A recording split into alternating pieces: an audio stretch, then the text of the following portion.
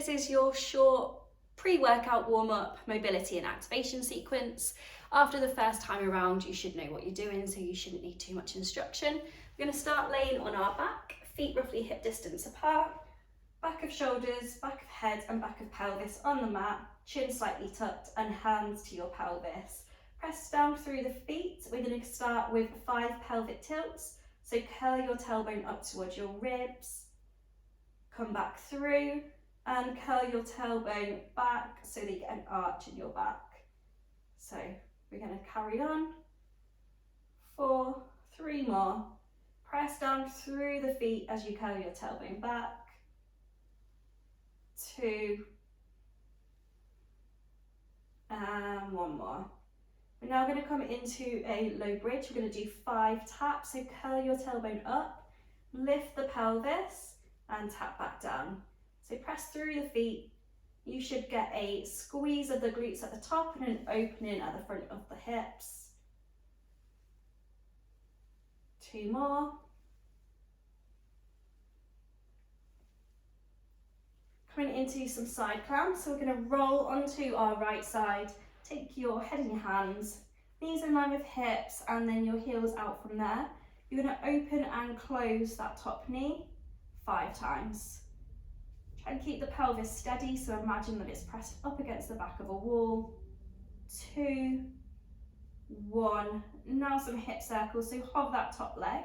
Imagine you're painting circles with your knee out in front of you on a canvas.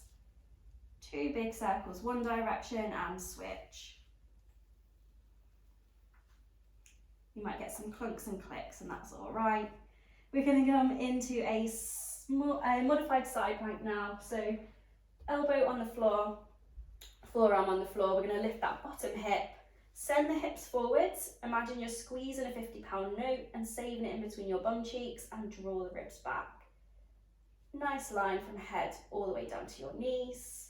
Holding from about 10 to 20 seconds. And come on down, and we're going to do the same on the other side. So roll onto your left hip, rest your head in your hands, 5 side clams. Keep that pelvis steady. I like to take my hand to the back of my pelvis just so I know where it is, that it's not rocking too much. And 1 more. And then hover that top leg, draw 2 big circles, one direction, and 2 big circles in the other direction. Nice. We're going to come onto all fours now. So wrists roughly underneath shoulders, knees hip distance apart roughly underneath your hips. Head lifted, gaze between your thumbs. Take your right arm forwards, point your thumb to the sky. We're going to mobilise our shoulder. So reach, reach, reach as though you're trying to grab something off the shelf. Take the arm out to the side like an aeroplane wing. Now imagine that you're turning a key. So the thumb turns forwards and back. Bend your elbow and hover your knuckles above your back. Come back out and reverse it. I'm going to do that 2 more times. So reach, out, turn, bend and hover, and then reverse it. Keep your gaze down if you can, and keep that lower belly lifting towards your spine. Well done. Take your hand to the back of your head.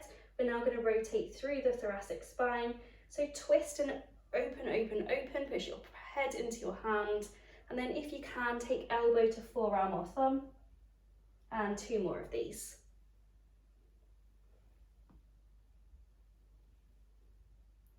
Good. And then the other side. So left arm reaches, thumb points up. 3 of these little mobilisations of the shoulder. And we're just taking through the shoulder joint through all its ranges of mobility here. Hopefully you're feeling a bit warmer already. Good, hand to back of head, open to the left, and come on in. 2, 3, and then we're going to finish with a bird dog. So step your right leg back, keep your pelvis steady, left arm forwards and hover, and then we're going to switch. Left leg, right arm, hover, and 3. And 1 more.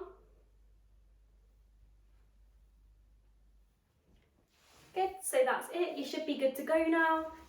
Just jump on a piece of cardio to get the heart rate lifted, get you feeling warm, and then you're good to go with your workout.